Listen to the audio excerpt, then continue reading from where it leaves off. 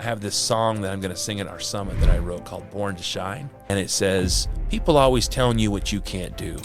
And if you have a dream, there's something wrong with you. If they could only see what you're going to bring to life, it would blow their minds. Don't let what they say stop you on a dime. Because we both know you were born to shine. And then the chorus sings, it's time to show them what you're made of. It's time to show them you've got fight. It's time the world puts your name up in lights. Don't you dare give up till you cross that line. You've waited long enough. Wake up. It's time.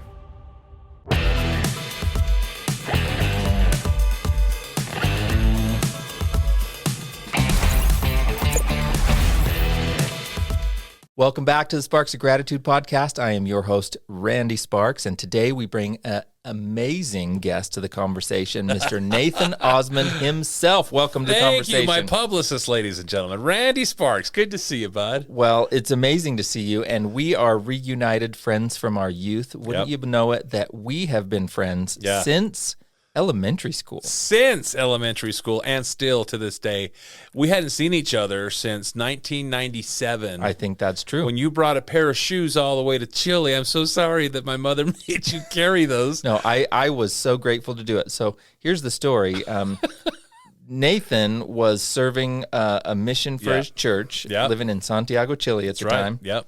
And I happened to get the same assignment. Yeah. Maybe a year later or so, I don't know. And I was on my way down there, and we get a message from Nathan's parents. That's right. Who knew Nathan had worn through his shoes, because let me tell you something, we walk a lot. Yes. I had actually melted these ones because it was rainy season. Right in summertime, it's up here, it's wintertime down there. And we had these like heaters with a gas heater, and my feet got soaked. Well, I have a size 16, and Chileans just don't have size 16 shoes sitting around. So I thought I'd be creative and just position it and let it just kind of, during our lunch break, I almost caught the place on fire, but my shoe melted, and I was in need of a size 16 fast. Well, that's where Randy came in. You brought me a new pair of shoes, which saved my life. I'm so happy you remember that. I had forgotten that. Oh, yeah. And then you remember, I'm like, I remember carrying these giant shoes in my suitcase and bringing them down. Talk about sparks of gratitude right there. I was so grateful to have a pair of shoes that I could walk in and keep my feet dry. So yeah, well, it was since 1997, and then we reconnected on social media the other day. I mean, right. Nathan and I went to elementary school together. We were friends in junior high and part of high school, and then after that, we did a magical disappearing act and just moved to Branson, Missouri, and lost track of each other. And I'm so grateful for social media and everything, and like podcasts, because that's how I stumbled across you. I reached out on LinkedIn, I think it was, just because I wanted to reconnect with my buddy Randy Sparks. I've always called you Randy, so and now he's like this big time attorney and everything. I'm just so proud of you. I love that you think I'm big time anything. I think you are. I'm still a country singer. You can make people believe anything if you put it on the internet. That's right. That's right.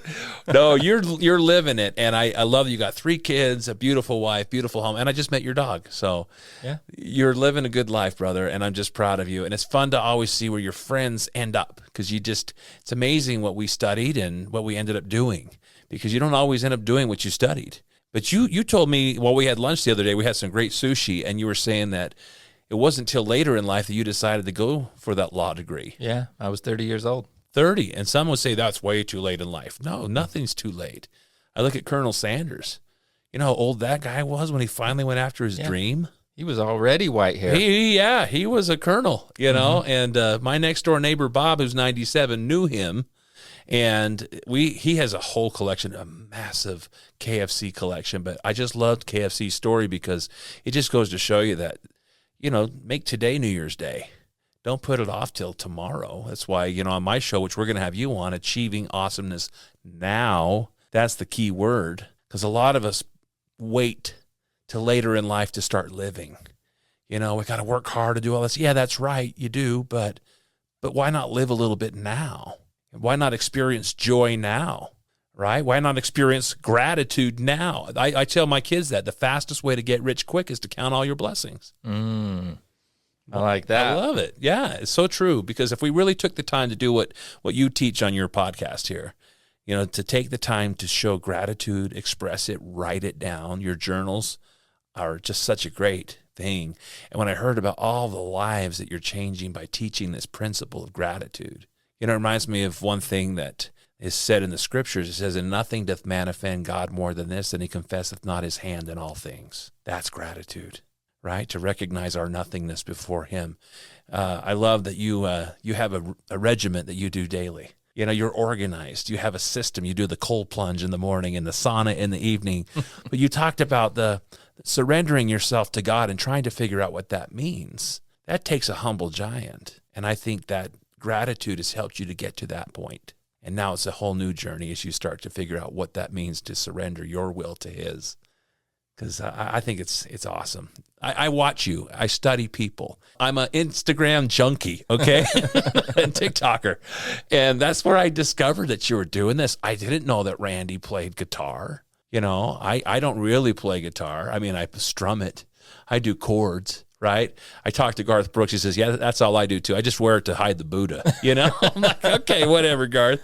He's a real good guitar player, but it's so fun to see your talent shine forth. I see how you raise your children, the stories that you share on your podcast here. It's just been so fun to reconnect on a podcast with a childhood friend, and now to be on your show is such an honor. Hello, everyone. I want to thank you so much for listening to the Sparks of Gratitude podcast. If you like what you're listening to, will you please hit that like, subscribe to this, and tell us what you like about it in the comments. That'll help us get great guests and keep this thing going. Now back to our interview. Well, Nathan, keep talking. I like this. It's funny. Somebody asked me the other day if I would speak at an event, which I feel like me, like, really? You, yeah. And I'm like, okay, but what they asked me to speak about is, obviously gratitude. The subject is gratitude, but particularly in serving others. Yes. And I believe what I'm going to talk about is the way that we can serve others and combine that with gratitude is because everybody needs to feel appreciated. Yeah. And one of the greatest ways we can serve people is to give them specific and sincere messages of appreciation. Mm. And what I felt while you were just talking about what you've seen in me, mm-hmm. It means a lot because you were showing appreciation for specific things that you'd seen. Mm-hmm. And I'm just over here. And I think as a human, I'm not alone mm-hmm. in resisting, accepting compliments. Yeah. And so I feel kind of some type of guilt or resistance. But Nathan, I accept your wonderful compliments. Thank you so much for noticing welcome. And sharing that. And congratulations. I'm just a noticer, I do a lot of noticing because I'm a people watcher, and I think that's been a gift. I think that's why I'm a connector. Mm-hmm. And I think that's what I've done well in business is I said, okay, that person with that skill set needs to meet this person. You just opened the door, your front door, and I was wrapping up a phone call with two people that I just connected. One is my cousin's husband and one is my real estate partner, and I said, these two need to meet. And magic was happening. I just introduced and I watched magic happen, and they cut me in on the deals, which is super nice. But the point is that I'm not just blowing smoke because I'm on your show. I sincerely mean what I've said. And it is a beautiful thing. And as humans, we have a hard time. I know I did growing up until I met Mike, the wallpaper guy. You remember our big house in Osmond Lane, 17,000 square feet. I didn't realize how big that was till I had to buy a house. And I thought, I didn't even realize how spoiled we were because we weren't allowed to act that way. But you used to come up, we'd have birthday parties, and we'd play hide and seek and other things in that house. Yeah, it's the best place to play hide and seek. So fun. But I remember my parents let me draw on the wall. I love to draw Disney characters, and so I was drawing Mickey Mouse and Goofy and Donald, and because they were just going to put wallpaper over the top of it that day. So we don't get to draw on the walls every day, so this was a big deal. So I'm drawing, trying to do my very best work. And this guy named Mike, who was hanging the wallpaper, goes, "Hey, Nathan, you're really good." And I did what you said most humans do. Oh, it's not that good. I kind of messed up on his nose here. And I started picking my own artwork apart. And Mike, the wallpaper guy, taught me a life lesson. I still remember it. He was like, "Nathan." And he's like, whoa, I'm being reprimanded by the wallpaper dude. He's like, when somebody pays you a compliment, you only have to say one thing: thank you. And I learned that day that I could. It took work because naturally we I'm not that good. We deprecate our own greatness, and Not to say that I'm great, but the thing is I'm trying. And that's the point is when somebody recognizes your efforts, isn't that what a trophy is? I mean, when somebody says, hey, I've been noticing this, or congratulations on this, and I didn't even know they were watching, that's like a payday to me. It's a little drip of dopamine or serotonin in my life that goes, bloop, wow, somebody took notice. It makes me want to be better. If they're counting on me to live at least at that level, what would happen if I surprised them and I lived at this level? And more importantly, what would it mean to my maker if I strive to be like him? Wouldn't that be awesome? Mike, the wallpaper guy. Life lessons come from the strangest places. You never know. Our children say stuff that just shocks us sometimes. That's so beyond their years and so profound. There was a time I was driving here in your city of Pleasant Grove. I was driving to my brother's house so I could drop my little boy off, one that's serving a mission right now. And I came to this stop sign, and I didn't know that the day before when his cousin was getting out of the car that she had accidentally undone his seatbelt. We always assume that the car seat is just strapped in because it's always strapped in. Not that day. And so my son's car seat comes flying forward. Had enough momentum that he just came up and it fell off the seat. Well, he was screaming, and I thought he was just scared, and he was, and so was I when I opened that door and saw blood everywhere. And what had happened, that captain's chair in front of his bench was folded down and folded up so that those big metal hooks that hold that seat to the floor were facing him. And so it met his nose and went all the way down to the side of his mouth and straight down to his lip. And this is a kid who a year earlier had a miracle happen. I talked about on my podcast. We thought he had leukemia. Here I see blood everywhere. I'm thinking, oh my gosh, go listen to that miracle story on my show, but it's all about how he was healed in a week. But still, there's blood everywhere, and I'm holding my child's face together, just thinking I'm the worst human in the world. How could I let this happen on my watch with me as the driver? Now, what's this going to do to his future? I screamed, and my wife heard me scream, and she knew something was wrong because I hung up and I called 911. I even hung up on them. I learned you can't hang up on 911. They call you right back. Yeah, they knew right where it was. And my mother-in-law got there before the ambulance did, so she took care of the car issue. I hop in the back of this ambulance, and we go to the hospital, and they just let my son sit there. They put a big piece of gauze on his face. He's in shock. He's holding a big brother bear, teddy bear they'd just given him, and that's it. And he's just sitting there going, and I'm going, what do I do? So I called up a Sunday school teacher of ours, Dr. Christensen, and he was up at the Senate that day at the legislature, and he canceled all of his meetings, and he came running to my rescue. Anyways, long story short, he got there, cracked the whip, put my son under, stitched him up himself, one of the best plastic surgeons, and it was Dr. Stewart, and Dr. Stewart sewed him together. And anyways, that was just so traumatic. And that night, as my son was getting ready to go to bed, I just keep checking in on him, just kicking myself inside. Like, what did I just do to my son? Blaming myself and all this guilt and this child. The mouth of babes hugs his father's leg and looks up to me with this big bandage on his lip, and he says, "It's okay, Daddy. It's not your fault." Wow, I needed to hear that. Because, man, I was killing myself inside. I just couldn't forgive myself for allowing this to happen. There's a lot of things that are out of our control. But for a little 3-year-old to come up to me and say, "Daddy, it's not your fault," was way beyond his years. I'm proud to say he's one of the most handsome kids you'll see. God protected him. Could have been his eye, could have been his teeth were all still intact. But this young man looks amazing, and that was just a miracle. But they teach us stuff, and it shows you the power of words. In the beginning was the Word, and the Word was with God, and the Word was God. Our words are not only healing to others, but the self-talk that we have within ourselves, Randy, is just so important. Because if we said half the things to others that we say to ourselves, we would be locked up for abuse. Right. I think that is true. That's come up quite a bit. Yeah. If I talk to other people like I talk to myself, I bet I'd get punched in the face a lot. Oh yeah.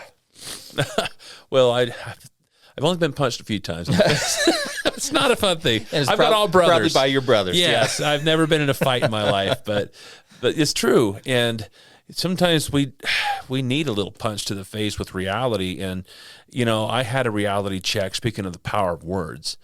We did a lot of pop music growing up. It's all I did growing up when Randy was my friend. Sometimes they come to our house, knock on our door. Matt Moody told me this the other day. He was like, we used to come knock on your door. Hey, can you guys go play basketball? Sorry, we got to rehearse. You see, I was in a boy band. I was touring with New Kids on the Block and doing all the 90s stuff with Color Me Bad and Salt and Peppa and Naughty by Nature. And you were saying back in those days, you didn't have any clue what we were doing because we didn't have social media. Well, we were just buddies. We were just friends. And this was so fun for me because we were just happy when Nathan was back in town. We were happy to be back in town. When the brothers were back in town and we could play. But the fun part for me is I knew you were in the Osmond Boys. Yeah. And we knew you were off on tour and doing your things. But I was like, I just wanted you to come back. Yeah. And I wasn't like, he's famous and all these things. No. Because when you came, you didn't behave that way. Mm-mm. You behaved like, an elementary or a junior high school friend. Yeah. And you were no different than anybody that I remember. We were not allowed to act that way. Yeah. My father, he's had MS since I was 10. And he says, I might have MS, but I got a fast foot. And if you ever start thinking you're better than someone else, I'll kick you out of this business. So he kept us grounded, sometimes literally. Mm-hmm. But we were not allowed to act like that. I was just honored to have friends that treated me like a normal person, and that was a big deal to have real, true friends. To this day, look at us, we're still true friends. And that the true friendship outlasts the test of time, We picked right back up from 1997 just the other day over at Sushi. It was so good. We got to go back there. Well, and you were saying that before I kind of interrupted you, that you had a life lesson or something kicked you in the pants when you were on tour. Or get this, as soon as I got back from Chile, where you were hanging out, the very next day I'm in auditions for the North American tour of Joseph and the Amazing Technicolor of the Dreamcoat. I'd never done musical theater in my life. It was a total fluke, but my brother David was understudying Donny, and so they were in town, the Troika, the national tour, North American tour of this musical, to audition David the day after I step off the plane. So, most missionaries are showing, and here's Chile, and here's a picture where I'm doing this. I was learning it was red and yellow. It was not very normal childhood. But guys, I stepped right into that role. We got the role. I did it for 2 years. Well, get this. Right after that was done, I was cast as Charlie Brown in the North American tour of You're a Good Man, Charlie Brown, as the lead. And I was going to be the world's best Charlie Brown. So, Randy, I bought the yellow shirt with the black zigzag. I went to UVSC, and I started taking acting lessons there. I bought all the comics. I even went down to the mall and bought a cardboard cutout of Charlie Brown right after Thanksgiving, because he's always there at Thanksgiving in Hallmark. And I bought it, and I put it in my Riviera apartment there, and I looked at this kid, and I just, everywhere I went, I put paper bags on my head. I started saying, good grief.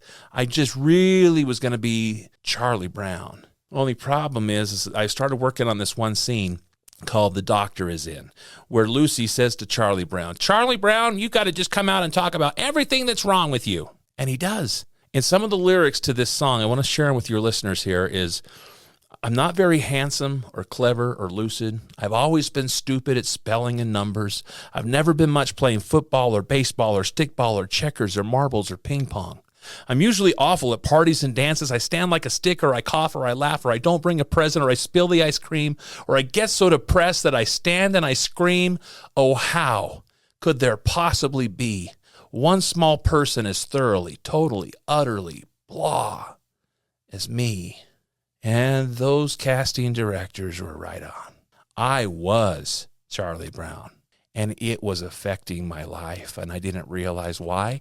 I felt like that other Peanuts character that always walks around in the dust cloud. Yeah, Pigpen. Yeah, I felt like him because I had this weight on my chest and on my shoulders. I was failing math at the time. I only had one class in college, and I was failing it.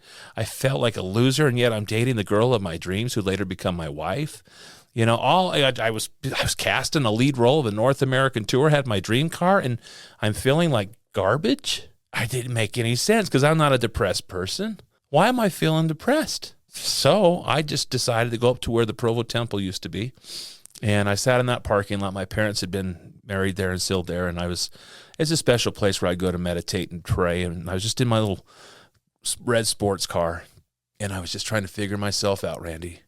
And I swear, as clear as day, I hear the words come from my passenger seat say to me, why don't you love yourself the way that I love you? And I knew I wasn't the one who said that.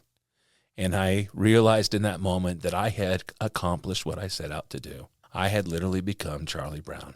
And I was my worst critic. Here I am telling myself I'm stupid at spelling and numbers. Well, no wonder I'm failing math. I am what I tell myself. I'm this, how could there possibly be one small person as thoroughly, totally, utterly blah as me?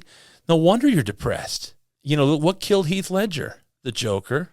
You got Angelina Jolie talks about roles that she's had a hard time getting out of, and other actors do too. And I was in that role. I had to take the yellow shirt off. I had to go hang it up. I had to become Nathan Osmond again, and I had to learn how to do that. I learned that I am going to be kinder to myself. And how did you do that?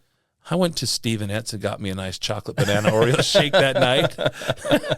I said, you know what? I'm going to laugh at myself a little more. I had someone in our family who was in management of one of my famous relatives say to me, oh, the fans say some bad things about you behind your back. I don't know where he was going with that. I said, give me one example. What's one thing they've said about Nathan Osmond that's derogatory? I wanted to hear it. Just tell me. If they're really saying stuff, tell me what it is. Oh, they say that you're cheesy. And I said, ding, ding, ding, ding, ding. Heck yeah, I am. And I'm okay and I'm comfortable in my skin being who I am. Because I learned how to be Nathan Osmond again. We can try to play roles and you can try to live up to somebody else's expectation of what they think you ought to be. Be you. Because God broke the mold when he made you. God doesn't make junk. He does, and you're not junk. And once I realized that I didn't have to be what I said I was just because I was in a role, I learned to be kinder to myself. Words matter, and I've written songs since that day that just mean a whole lot, like The Words I Never Got to Say is a song that I recorded, and I wrote it.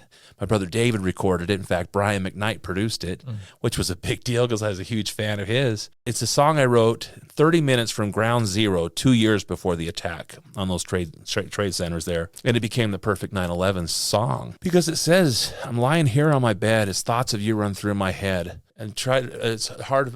it goes, can't believe how fate turned things around.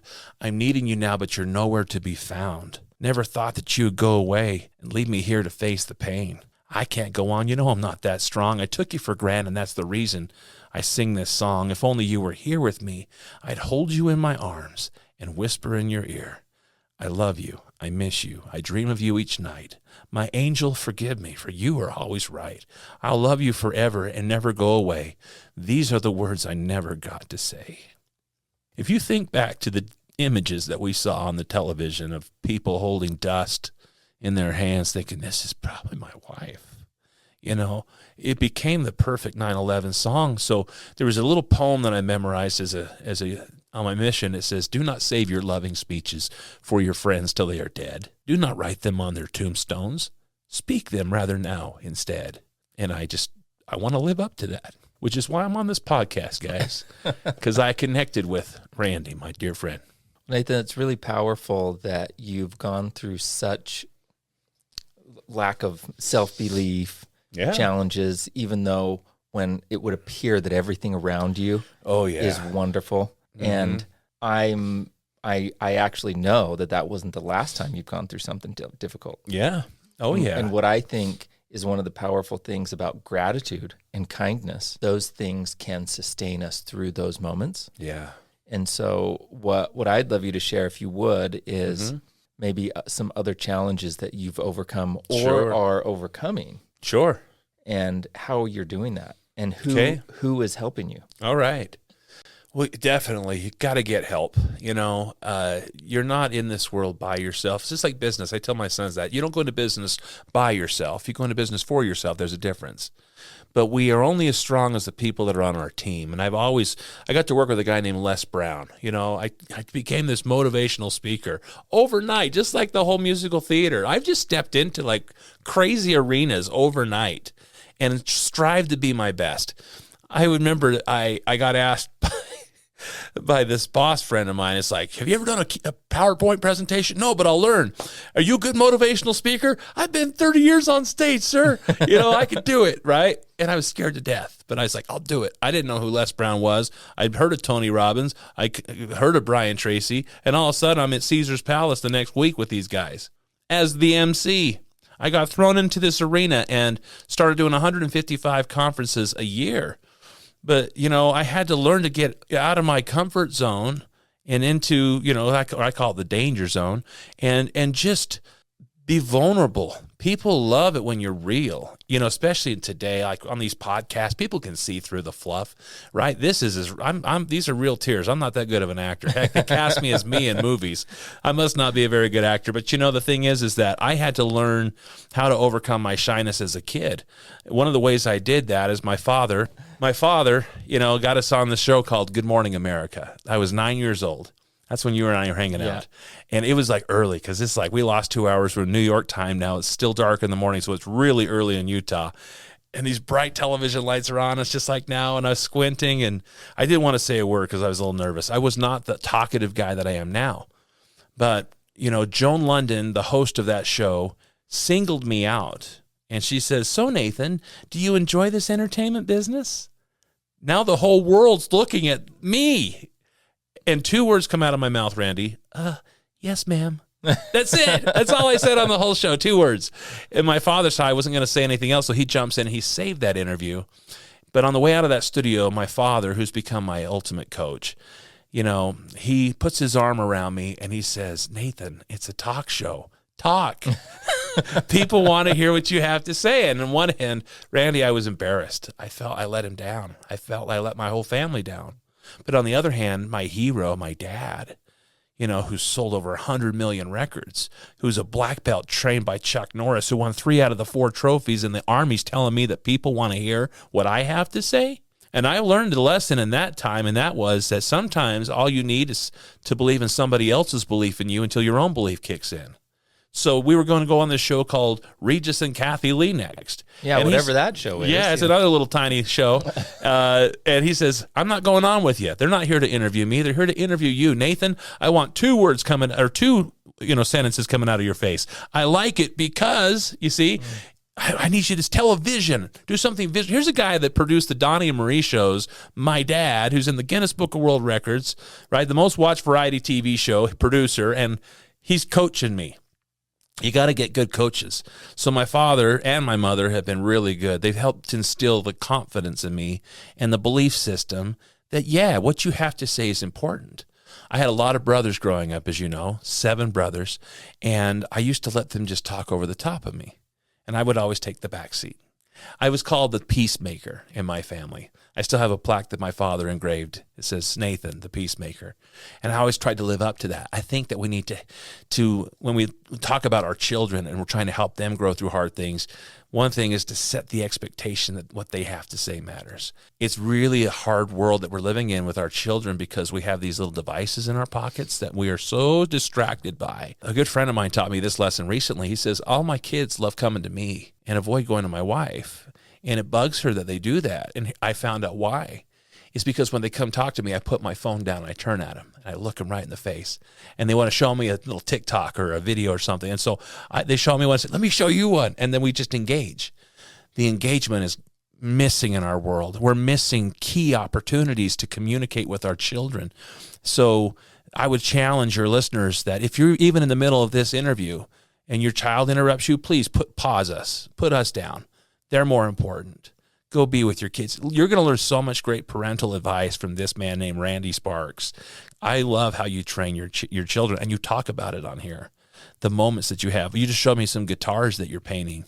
with your kids, you're bringing to life these creations with them. And it's all about the moments.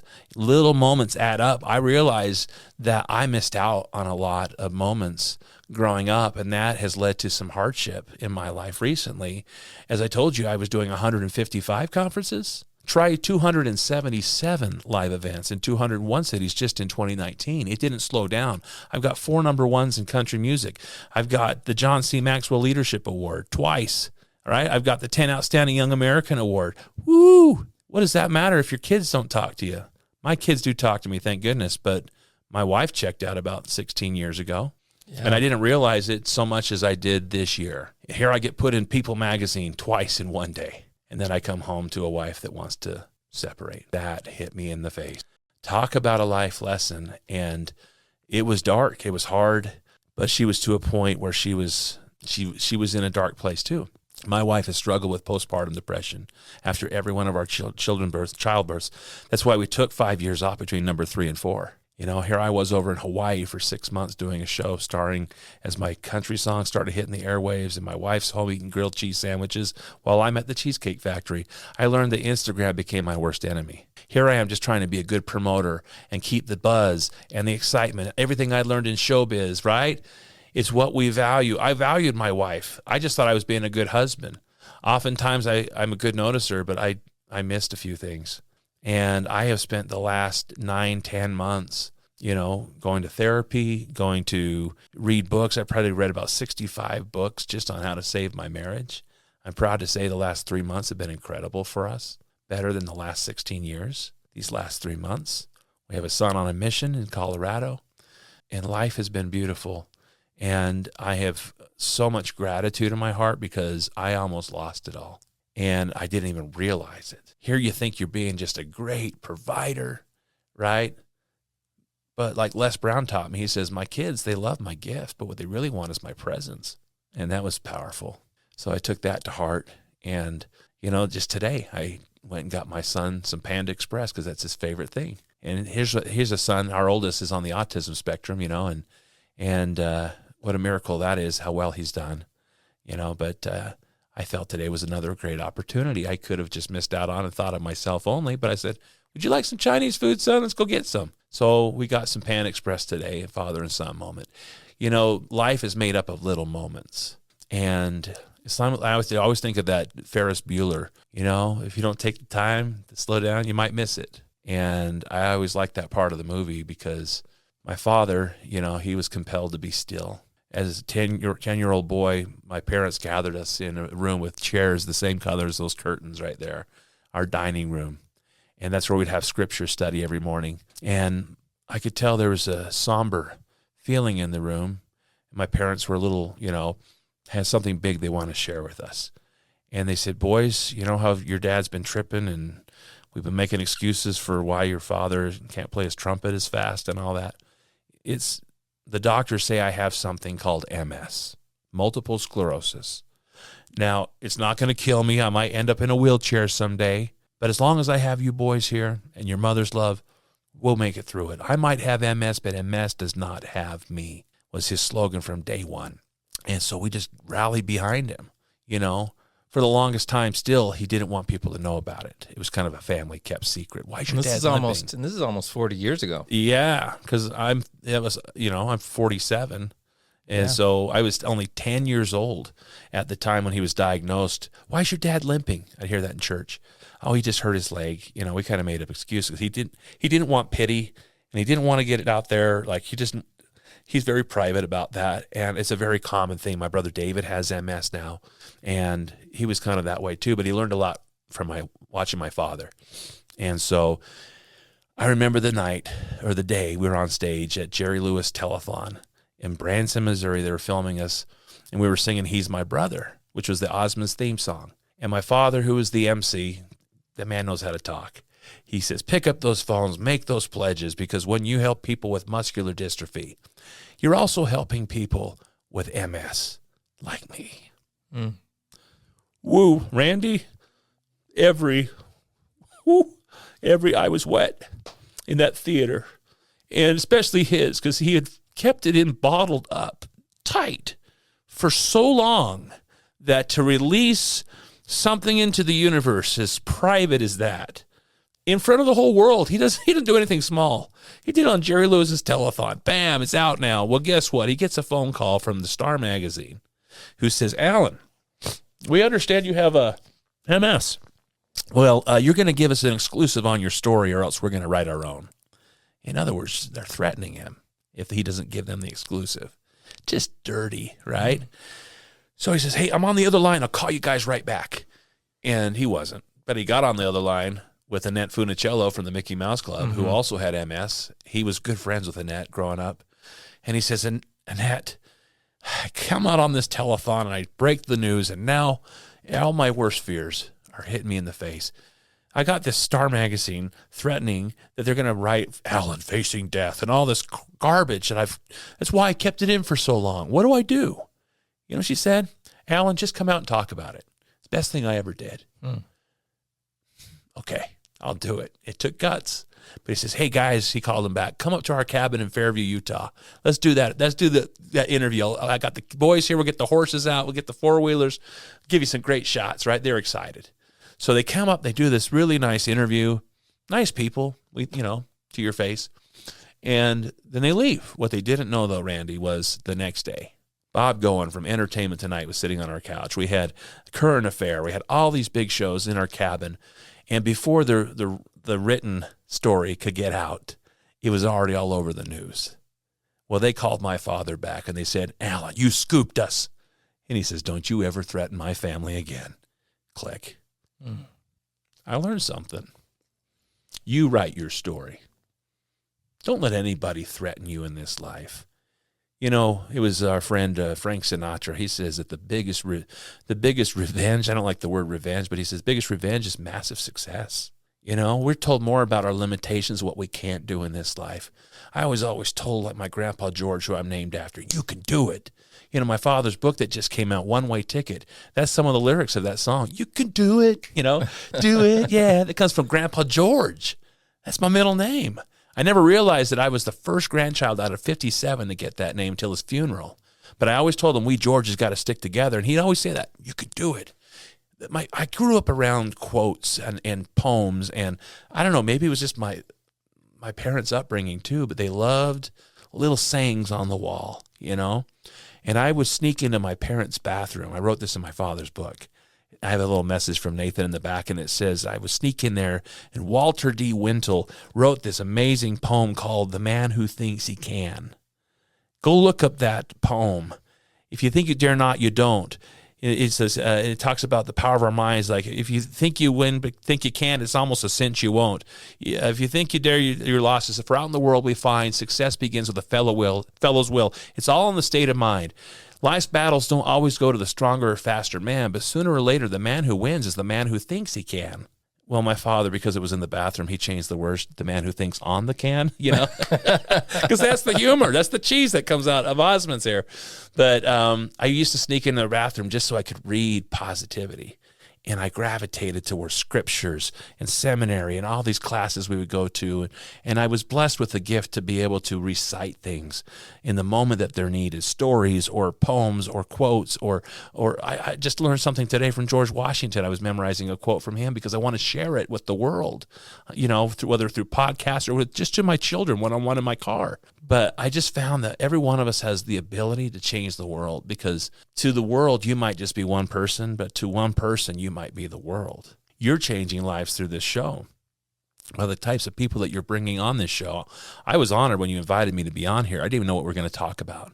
And here we've been talking for almost an hour now. Isn't that amazing? Here's the kid that would say 2 words on Good Morning America, and now I've taken up a whole show. Well, you've learned, Nathan, and you've got a lot of good stories to tell, so it means a lot. Thank you. I appreciate this opportunity to share it with our friends around the world. Well, something you said is you write your own story. Yeah. And something that you've changed is you've gone from this shy little 9-year-old on Good Morning America that could barely get 2 words out to going through a wonderful life through your own struggles, and you are now sharing your story. You're letting it out there. Mm-hmm. You're being vulnerable, and you're exposing that. You're owning it. Mm-hmm. And I mean, one right here, you're sharing some really intimate, tender parts of your life that that some people could be excused for wanting to hide. Yeah. And things that hurt. But it looks to me like you are healing. I am. Through sharing that. I am. We're to that point in life where we're going to start having the opportunity to see our children serve missions like they're doing now, or getting married and now having kids. My brother Doug became a grandpa this week. So how cool is that? That's the crazy one. Isn't that weird? And he's younger than me. But those are the moments that we're at that point where we're just starting that part of our life. Life is full of chapters, right? It's kind of like what my Aunt Marie said once. My grandparents, she says, they never wanted to be stage parents, but that's exactly what they were, because they were there through every stage of my life, the good, the bad, and the ugly. I mean, look what she went through with her divorces, and that's the hard part. She told me that some of the biggest judgments that she felt from people were people of her own faith, that just because of how big of a visible, missionary she was, they felt it was not a good thing to happen to somebody so visible. It was just not good PR for the church, and that hurt. They didn't know her story, and she felt so judged, which is why she stayed in a bad marriage for 20 years. Finally, she learned the lesson, and guess what? She's now married to that first husband once again. Second chance at first love. How cool, I notice people, and I study, I listen, I remember things that I've been taught along the way. I've had great advice. You talked about the people that are helping me. When I went through that whole dark evening, the 20th of January, 2024, when my wife said what she said, and it just caught me blindsided. I didn't realize that I was at that point where she was really looking for a way out. That I called a guy that has a show in Vegas at Harrah's. I'm not here plugging it, but I am. He became my safe person, because my uncle called me at 3 a.m, and here I am, in the tub because I can't sleep at 3 a.m. I didn't sleep that whole night. But he said, I don't even know what I'm doing up so early. But I rolled over, I saw your text, and I knew I needed to call you. Here's a guy who shortly after the whole 277 live event year, 2019 happened, and then COVID came in, and the whole world shut down, and I couldn't sing, and I couldn't tour, and I couldn't speak, and I was home all of the time now. My wife even asked me, I want you to quit your job. And I said, okay, I'll do it. I didn't want to do it. It was a hard thing to say yes to, but then I was forced to, because the company got shut down, and so did the world. And now I was home all the time. That drove her nuts too. I was in a deep, dark depression state at that time in my life. I started having panic attacks. I didn't know what they were. I was freaking out. And my wife takes me to this movie theater to go see a show to get my mind off of not having a job anymore. And she was at peace and said, it's going to be fine. Let's go watch a movie. We walk out of that movie, which was a terrible movie. And I just remember still feeling down and dark. But those big posters that got Randy, the big cardboard things. The very first poster that I looked at as I walked out of that theater was a James Bond movie, and it said, "No Time to Die." And that was pretty profound for a guy that was going through some pretty dark stuff. I felt like God was talking to me again, that voice from the Pontiac Grand Prix who spoke to me all those years before. Why don't you love yourself the way that I love you? It's no time to die. The next poster I see as I walk down the hall is a Disney poster that says Onward. Now I know he's talking to me. He says, my son, I have placed you here on this earth at this time. It's no time to die. Onward. It was like a pep talk I was getting on the way out of Cinemark. I was like, okay, God, I hear you. Well, and you noticed. I noticed. You noticed those. It was so profound and so simple that 2 titles of movies could be a full-on sentence or 2. And I really woke up, and I started having these effects on my body. I didn't know what was going on. I felt like I was going to pass out. I was driving most of the time or doing a Facebook Live. In 1 week, every day I had an episode, and I didn't know what was going on. This is shortly after the world was shutting down, and so was my body, I felt, and I didn't know what was happening. That I called my safe person, Donny Osmond, and I say to him, I don't know what's happening, Uncle. I described it, and he starts laughing. Not what you expected. Not what I expected at all. And the words that came out next were these: "Welcome to the club, buddy." And I said, shut up. He says, not me, not Mr. Achieving Awesomeness Now. He says, you're having panic attacks. And I'd read his book. So does he. And guess what? He says, you want to just come over to my house and talk about it? I said, you know how much I'd love that. So the next day, I spent probably 3 hours on his couch, one-on-one. And boy, did I learn a lot. boy, he says, Nathan, every one of us needs a safe person. I'm yours. And then he just shut up and let me talk. And it was so healing. That's what we need. We all need a safe person, or we need a relationship with our Creator. But we need someone with whom we can just be real and talk about our problems, our challenges, and not to just dump stuff on people, but to honestly and earnestly strive to become better and heal through it all. And that's what this. I mean, look at me. I feel like I'm in therapy right now. My bladder's connected to my eyes, I think. That's we Osmonds were made differently that way, but we're a bunch of criers. But this has been so cool to share some of these hard times, embarrassing times, and tough times that now seem to be getting further and further behind me. You know, I remember that going through those panic attacks. This is the day before I called Donny, or the day I called him. I was driving, and I had been given orders from the doctor to go pick up this serotonin. We can't prove it, but we think your serotonin levels are low. You know, with the world shutting down and the company you're speaking for being shut down and everything being ripped out from underneath you, that your serotonin levels are probably low. So I didn't go do it because I'm a man, and we men are stubborn, and sometimes we just need our mothers, like my mother said, did you go get that medicine? Here I am at David's house, my brother, at his son's birthday party. No, I said, well, you go get it. I'll take your kids home. And here I just told my kids, if I pass out, throw our car in park. I'm having these episodes. They didn't know what was happening.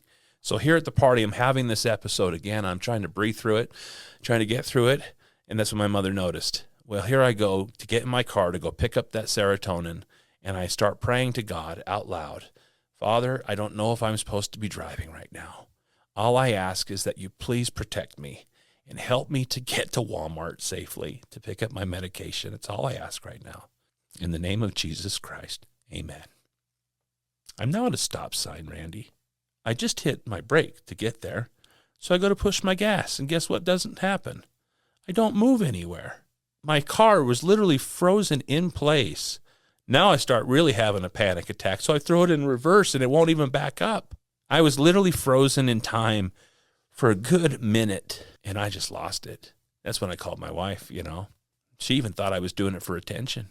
I'm like, honey, I don't need this kind of attention. My wife considered me a narcissist. That was hard to hear. Well, here you are, a country singer, you know, every post is about you. I even told her, listen, honey, the reason is if I were selling toilets, all you see are toilets. She gets it now that I sell mortgages, you know, but the point is that I said, I don't need attention. I'm really going through something, and she could tell. But those were some hard times, and I'm so grateful for my safe person that stepped up to the plate. I've got another great friend. I should have him on your podcast. His name is John Gossett, who he's become a really good listening ear. The man started the foundation called Life's Worth Living Foundation. You know, he lives in Tooele, which used to be the highest suicide rate in the state of Utah. Now it's one of the lowest thanks to this man and what he's created. But he's been a great listening ear. He's on my team. He's a safe person. I've had great friends that have been there that have taken me out to lunch and just talked to me, Nathan. You know, I met this wonderful church leader the other day. His name is Elder Eric, Elder Gong, Derek W. Gong, and I was just so excited to shake his hand. It was at a movie premiere I was at, and I walked up to him. I was the very last person. I'm sure he was exhausted. He's shaking every hand in that theater, and I just waited to the end. And I went to shake his hand, and he says, tell me about Nathan. If my Creator came and sat down on a couch with me, I bet he'd say those words too. Tell me about Nathan. And he meant it. What do I say? You know, this is one of my heroes I was getting the chance to meet, but it just was such a humbling question. You know, you spend a lot of time in the morning meditating and doing your things, and I love that you got a system and your gratitudes. I wrote my 3 gratitudes down today, and I was so grateful for grace and mercy and forgiveness, because those are 3 powerful things.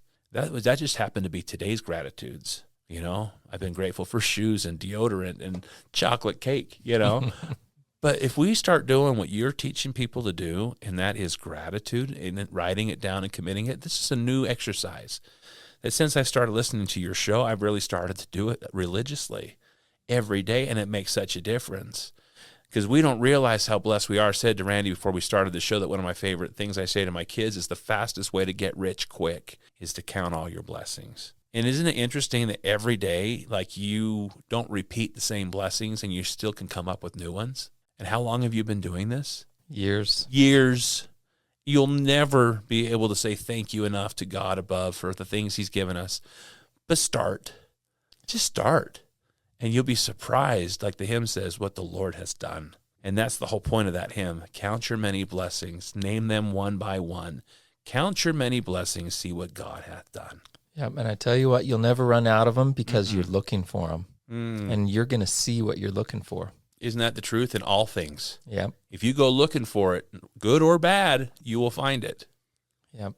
And, well, let me tell you something good that everybody can look for. Okay. Is achieving awesomeness now. Yeah, baby. All right, tell us about that. This is something that Nathan's working on right now. He's got a real podcast called Achieving Awesomeness Now. You know, it was all an idea when I was doing all those conferences. My wife's like, hey, I think you'd be a good life coach.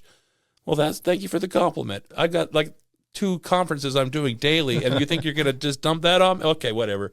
And my friends showed me how to do it, and I appreciate that, Randy. I did it. I just started doing it. And just like anything, I commit to it, like full force, no matter what it is. Like, I'm going to be Charlie Brown. I'm going to start a podcast. So I just threw my heart over the bar. I came up with this whole thing called Achieving Awesomeness Now. Achieving because it suggests to the mind effort. It takes work, doesn't it? Awesomeness is a word that I thought I made up. I did it. Apparently some people have been using, I just responded to people's texts, awesomeness. I thought it was just a made-up word I came up with. But anyways, I camped on it. And awesome is a word that we Osmonds use way too much. In fact, I was sitting next to Dick Clark at the Donny and Marie show at the Sony studios. And he was writing on this piece of paper these little notes as he watched Donny and Marie up there on the stage. And I had to find out what they meant. I mean, he's a master producer. I said, hey, Dick, what do those little markings mean that you keep writing on that paper? And he smiled. He looked at me. He says, every time your Uncle Donny says the word awesome, I dock him a point. Because he's trying to get him to say other words than awesome, right? So I said, why not embrace it? And so I said, achieving awesomeness. And then I like that Joel Osteen book, Your Best Life Now. The word now is an acronym for me. It means no other way. Because what do we have, Randy, besides today? We're not given the promise of tomorrow or yesterday's gone, right? So the point is all you have is now. It's the Nathan Osmond way. If you want something done, you do it right. You do it right when? Right now. So I like that title. So I created this podcast, which has now been picked up as a national radio show. I'm on every day at 12:30 and 4:30 Eastern on Brushwood Media Network. I'm like their #1 show, which is incredible. And then I decided I'm going to bring this thing to life. I'm going to put together an Achieving Awesomeness Now summit. And so we're going to be doing a summit May 16th through the 18th in Midway, Utah at the Homestead Resort. I got people flying in from Europe. I got people from all over the United States coming to this thing sold out it's almost sold out. It's almost sold out a year and a half in advance. And I'm just so thrilled about that. There's only a few seats left. But it's going to be amazing. And so go listen to the podcast. I got some commercials on there about it. But I'm just so thrilled that we can now bring some of these guests that I've had on my podcast, which was just an idea that my wife had. Maybe she thought I needed something to keep me busy out there on the road. But now it's turned into a whole summit. Now it's turned into a #1 radio show and a podcast. And like you said, these are opportunities to teach my kids. And I said that on my very first podcast. I said, if I only get an audience of 4 on this podcast, and those 4 individuals are my children, then it was worth recording. Because guess what I'm doing? I'm now hopefully leaving a legacy, hopefully leaving those life lessons for my own children, and maybe even your children to go listen to maybe empower them with one good idea, because you're only one good idea away from making it. You know, I look at Thomas Edison.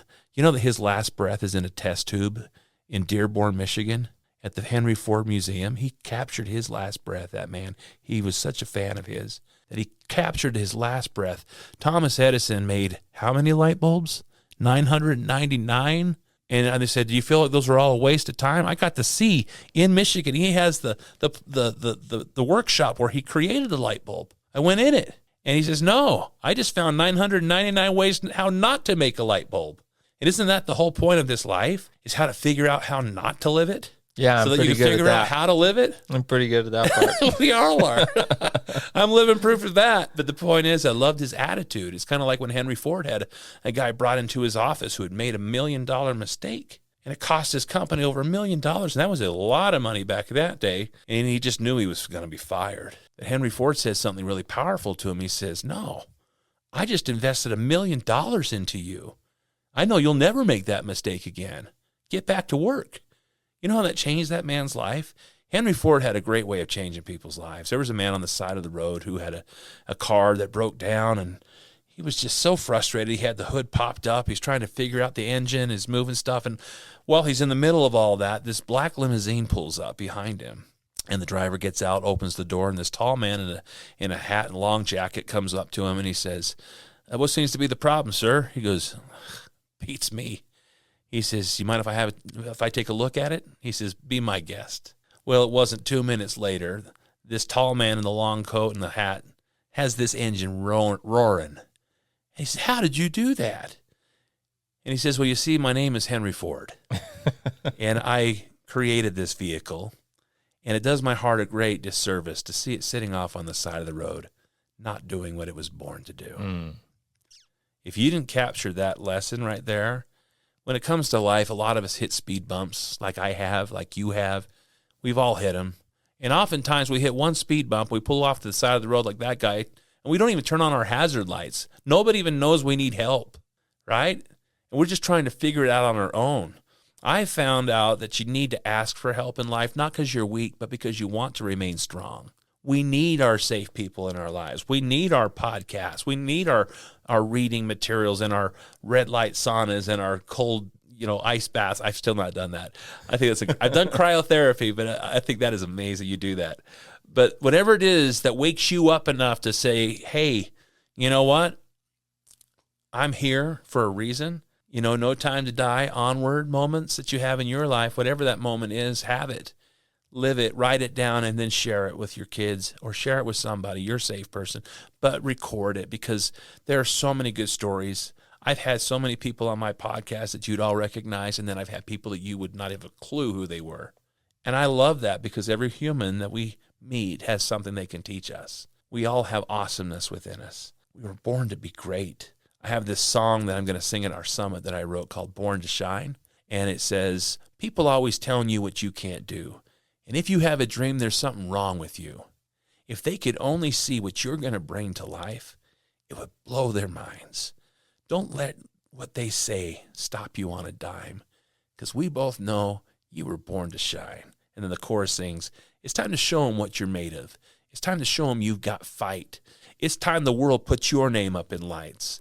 Don't you dare give up till you cross that line. You've waited long enough. Wake up. It's time. Powerful, Nathan. Words. And those words come to me as a songwriter. My father, he taught me something. He says, I didn't write that song. That was written by my ghostwriter, the Holy Ghost. You may have heard of him.